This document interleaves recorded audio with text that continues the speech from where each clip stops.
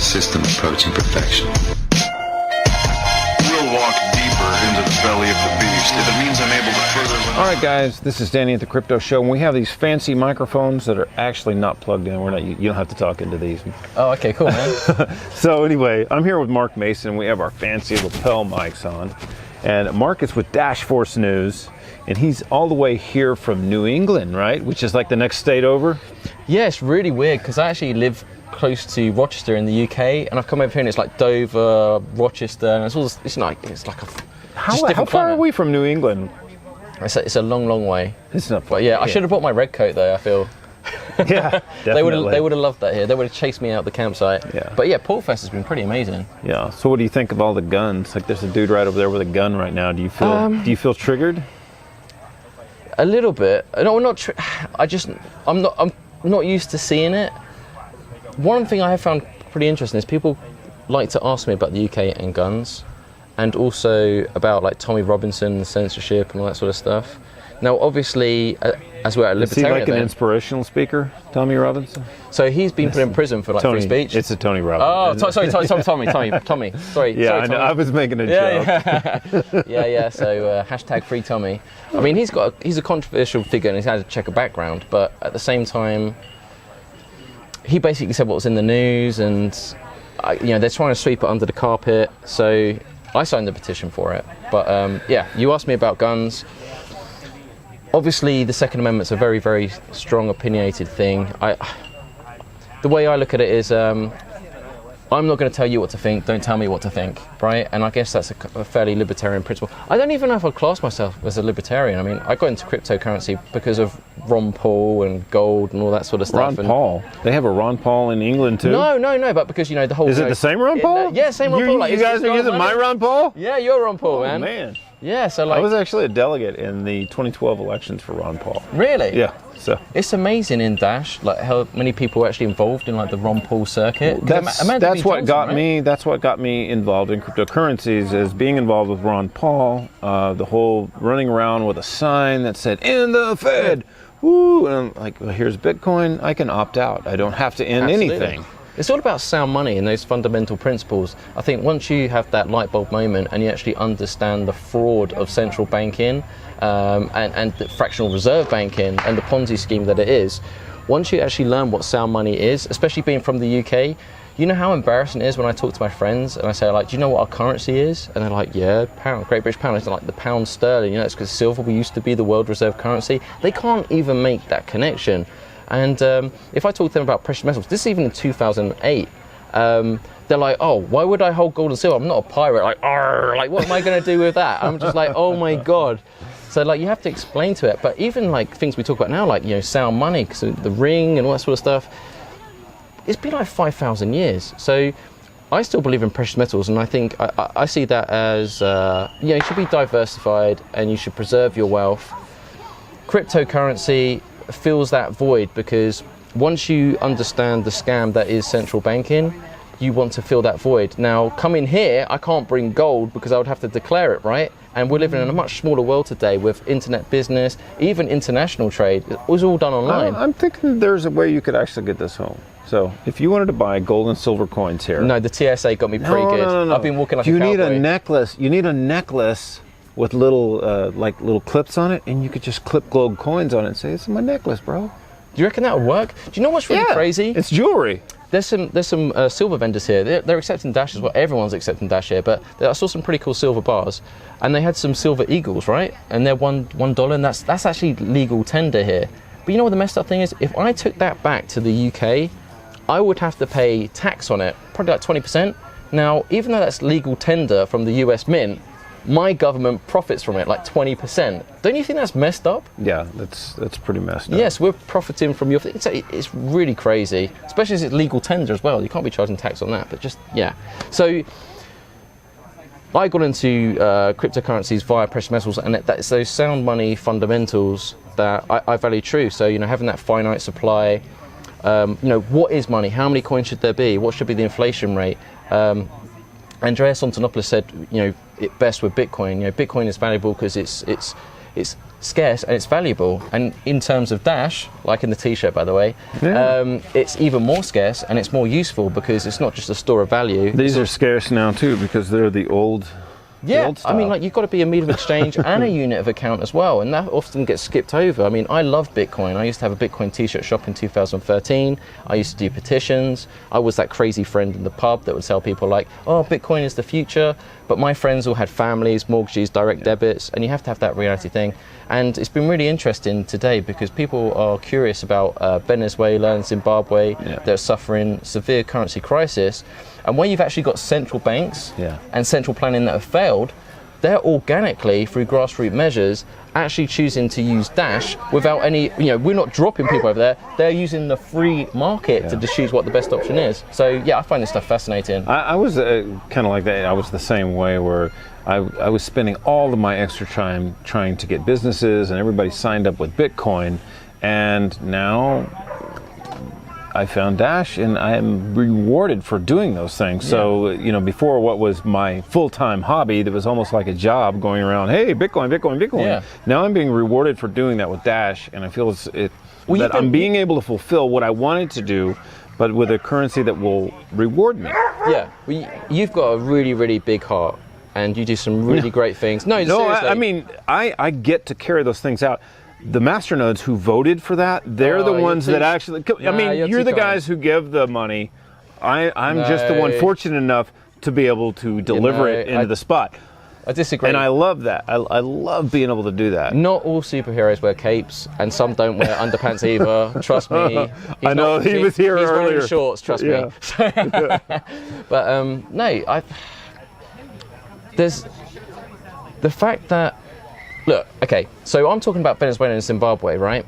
But it would be disingenuous of me not to talk about you. 10. Because you've been banging this drum for a long time. Like, you've been trying to help out Mexico with remittances and everything. Like, yours in Bitcoin first, but, it's all about having that solution, the how and the why, and it has to have that utility. So, like the free market, when that didn't work, you had to look for other options, and Dash filled that void for you. And you've been doing some phenomenal work, and, you've been talking to me about like Bitso and stuff for ages, so you've been working behind the scenes to make stuff happen because you actually want to help people. We were, early on, well, several years ago, I actually organized like the Latin American panels and stuff for the Texas Bitcoin Conference. I've worked with them since the very beginning, and I'll be working with them on the upcoming one as well. And that was always where I was assigned because that's what I was interested in, was the Latin American interest. So I would organize everything as far as getting people in from Latin America to speak on the panels. So one thing I find interesting is all this debate that goes on in Bitcoin, and governance solves that debate. And right now, this is purely driven because of the price. The price is down, and so people are feeling down, and they want to point fingers. And Masternodes are wondering, like, what's going on? So I'm a Masternode owner. You're a Masternode owner. I'm wondering this myself as well. We're living in really strange times right now, and because of this price pullback, it's actually constrained and put a lot of pressure. Ever since January this year, we've had an influx of proposals, which is actually a really, really healthy sign, because the competition actually inspires better value in return for the network, right? And it means we have to be more selective, but it's actually become more of a strategic game, because even some proposals that have been funded before, that still have cycles to be funded, some are getting defunded to vote new ones, so it's becoming a lot more difficult. And because the available Dash supply available, it's become a lot more strategic. And this month in particular, I think for one of the first times in a very, very long time, Core has dominated the proposals and pushed out a lot of people, although we did have forward guidance on that. So I took some questions from some Masternode owners, and I'll just ask maybe a couple. Like, one of them was, do you think that Core should be expanding Core team during a bear market? This was a question that was posed to me, and there's a few others, and some of them are, I don't want to go too deep in it, and I don't want to draw you into a negative light, but I still think that if we're able to talk about this, then it's proof that Dash's governance works where other people's don't. Yeah, I enjoy talking about this and proposals and stuff as well. it's amazing because the core team is scaled so much. I think they're close to 70 people now, and I think they're still close to 10 positions that they're advertising for now. I can foresee by the end of the year there could be 100 positions. Is it right that they're still scaling now? Well, I think a lot of those positions were advertised before a lot of the price pullback, and although communication can always be better from core, and they have been doing a much better job of that since Fernando's become the CMO, there's always room for improvement. On a monthly basis now, sometimes even bi-weekly, there's on the main Twitter account on Dash Forums, they've been releasing a what's going on with Dash to give you some idea of what's been happening now and what's going to happen next. So things like the 2 marketing manager positions are available now. They've been discussed for a long time. Things like business development. So Bradley, who's the head, he's based in Australia. Now we have a US head, we have a Latin America head, and we've got lots of people. So we need to scale. So some of these positions have been going on for a long time, and you have to shortlist. I actually think it's actually a strength within Dash because these shortlist process, you just have to look at the caliber and the quality of people that we're actually hiring now. You've got people like Glenn Austin, the CFO, 2 decades working for UBS, Citibank, Morgan Stanley, I believe. And then, of course, as well, I'll say recent addition, but 6 months now, like Bradley Zastro, he goes 17 years, American Express. These guys are coming over for the legacy system, so we are really getting the best people. But is it right we should scale at this point?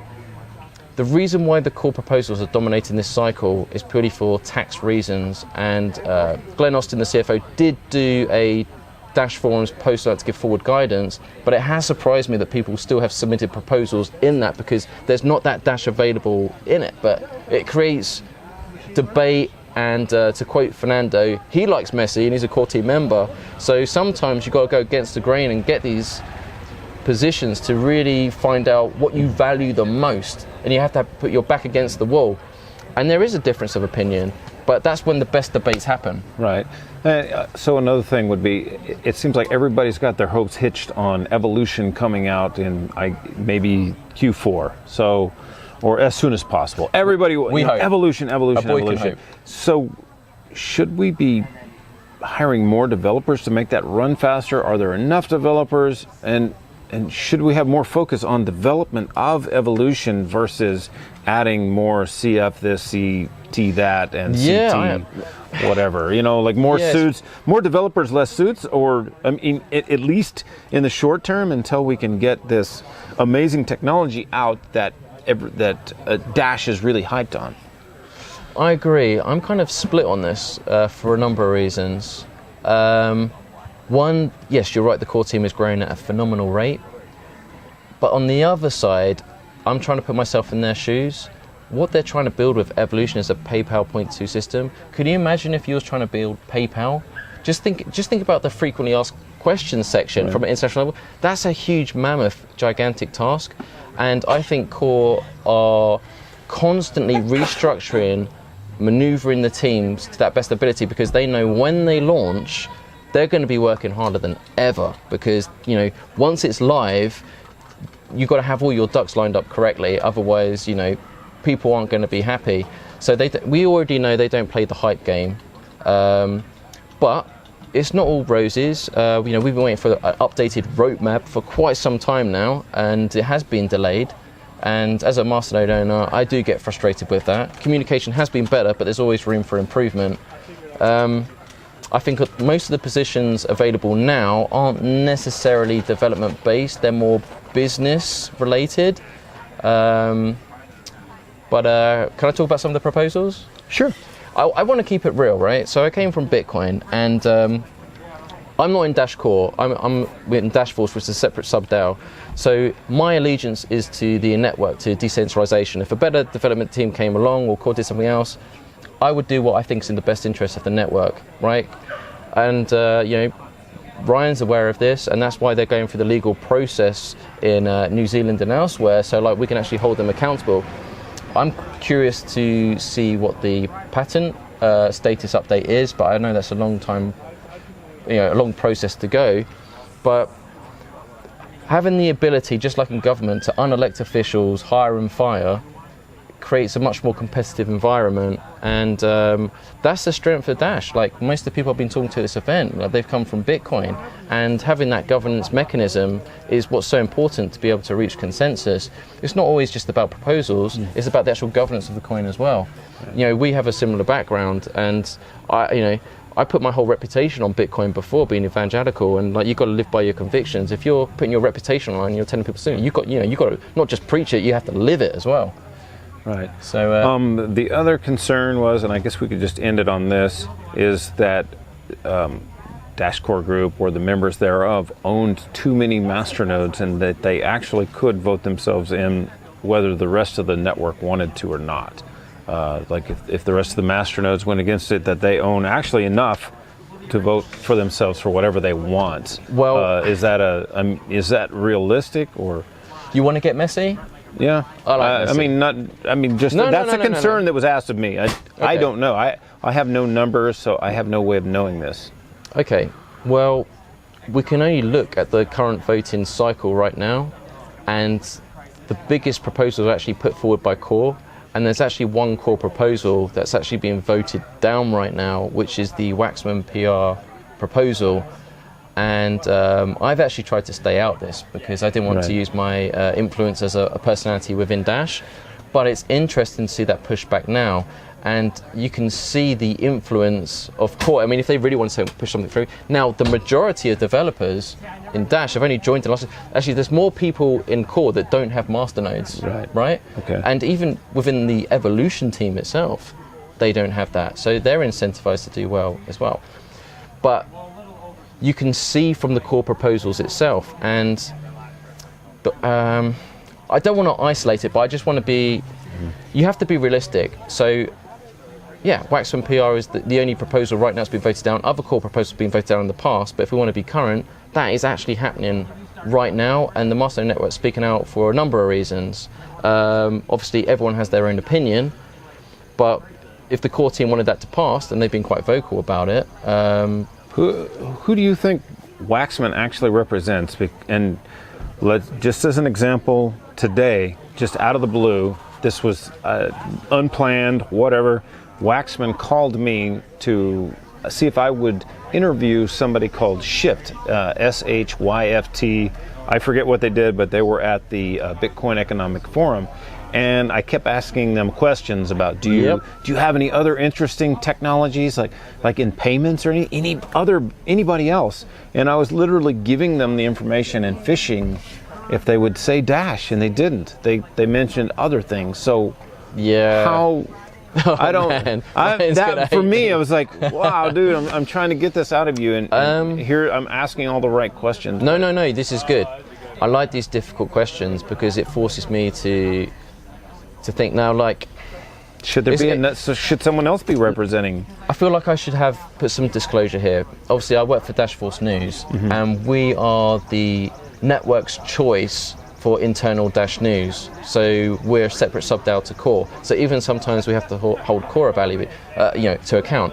Now, we actually receive press releases from Waxman PR. I also sometimes get press releases about ICOs and stuff as well.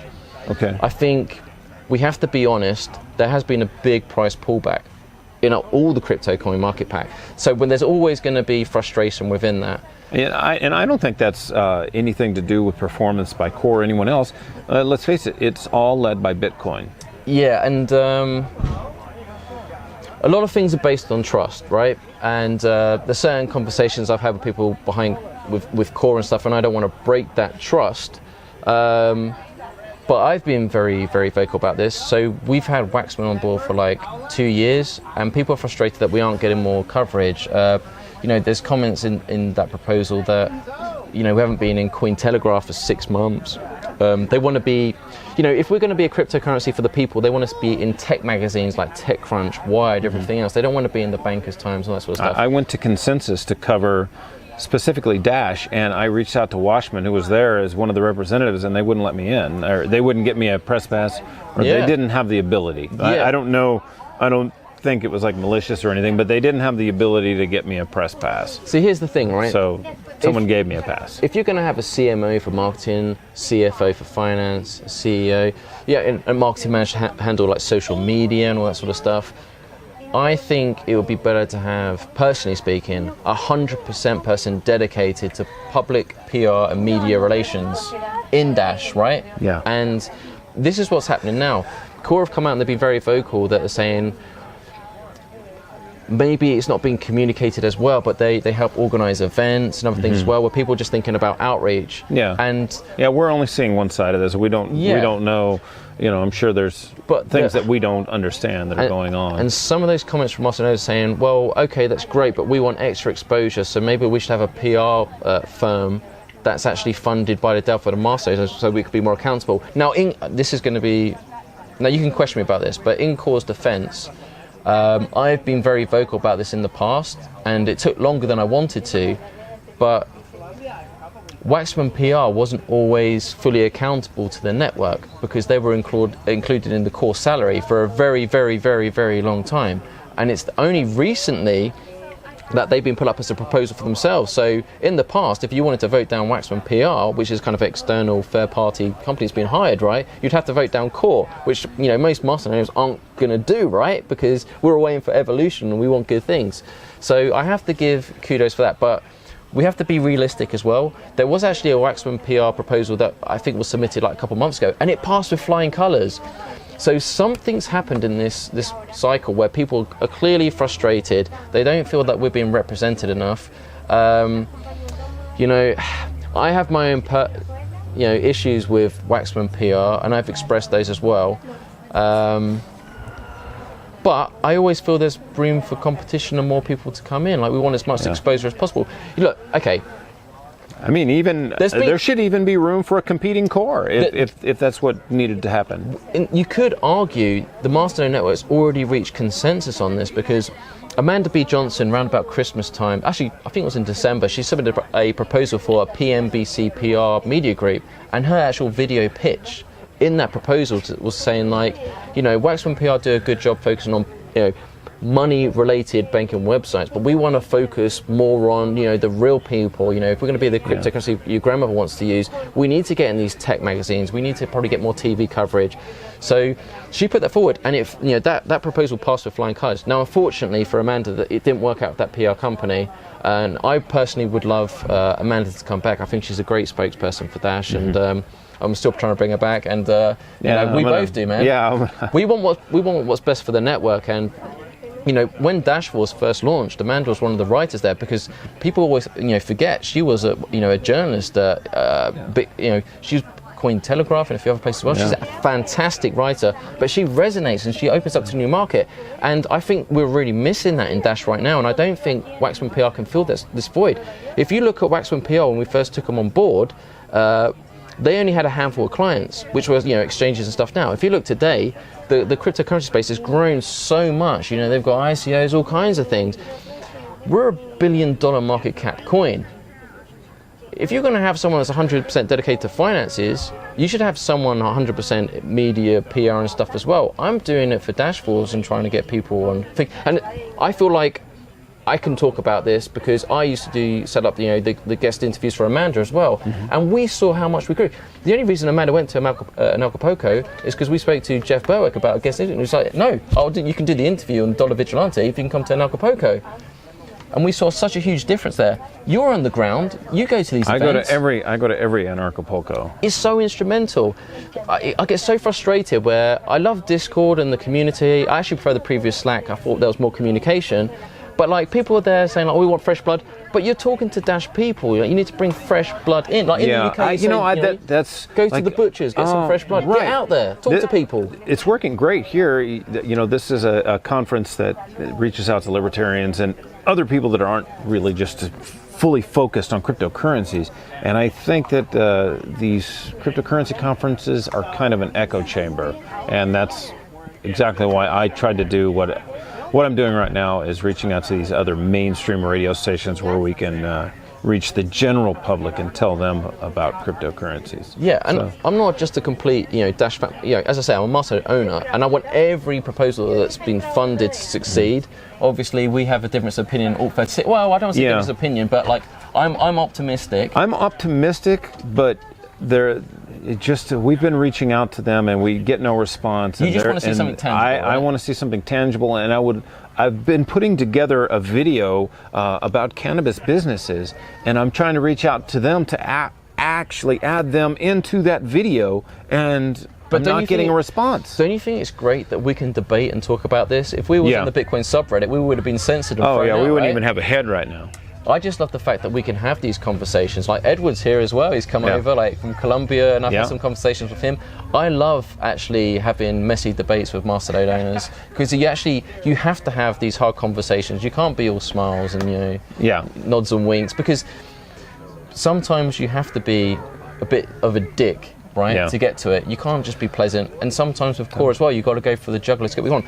I've got some the point we're trying to make here, we're short on time because we have to go to a free Ross event right now. Okay. But the point I'm trying to make here is there are questions that the Masternodes have, and some of them aren't asking those questions in public, but they're saying them in private. The questions, if you're a Masternode, if you're asking them in private, please ask them in public. And get the conversation out there. When are you going to post this? Like today? Because we're here till Sunday. As soon as I can get it up, I'll get it out there. Okay. If you post as soon as you can, I'm here till Sunday, right? Yeah. Ask any question you want. You cherry pick the questions as hard as you want, as critical as you want, and we'll do a part 2. I have 12 more. Those are just a couple I picked off the top of my head. Yeah. And I have some more. And I have other Masternodes that are sending more questions. So we'll do a part 2. Peace.